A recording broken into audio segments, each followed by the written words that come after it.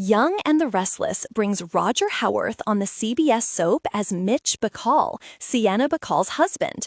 But the big twist just came out that he's really Matt Clark, a nasty villain from almost 25 years ago that has been presumed dead for a long, long time.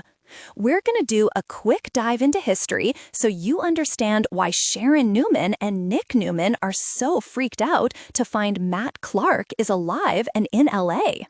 Young and the Restless, Matt Clark, back from the dead. Sharon's tormentor from back in the day, Matt Clark, supposedly died back in 2001, but now the mega villain popped up alive and ready to do bad things to Sharon and Nick. Again, now I was super excited when we first heard that Y&R landed soap vet Roger Howarth. If you don't know his work from other soaps, Roger is a super nice guy, very soft-spoken, kinda shy in real life, and he plays villains so well.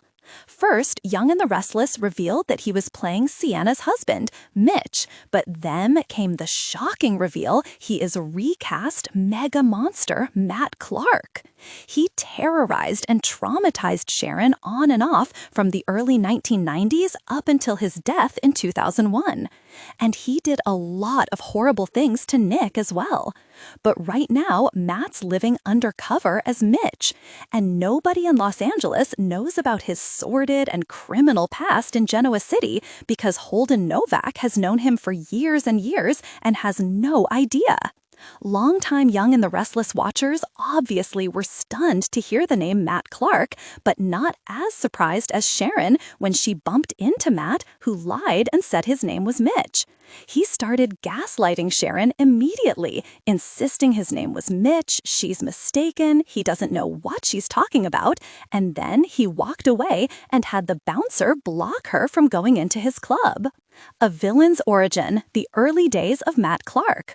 So if you're newer to Young and the Restless or need a refresher because it's been 2 decades, here's the important stuff real quick that you need to know about Matt Clark. When they first introduced the character onto Y&R, it was 1994, and hunky Eddie Cibrian originated the role. In 2000, Russell Lawrence took over the role for 4 months, and then Rick Hurst took over as Matt Clark up until his presumed death in 2001. Rick Hurst is another one who plays villains like nobody's business. He is incredible. So when Matt first came onto the scene on Y&R, it was way back when Nick and Sharon were in high school. She dated Matt, and then he and Nick quickly became enemies, and then rivals for her attention because Nick also wanted to be with Sharon. Now, eventually, she did choose Nick over Matt, and then the two guys got into a terrible physical fistfight altercation, and Nick was badly, badly beaten.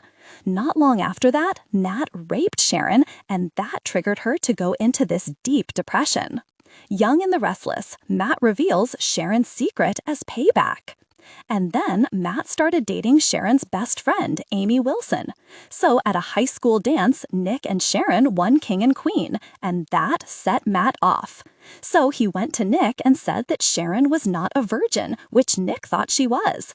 And Matt also said that Sharon had a baby that she gave up for adoption when she was 16.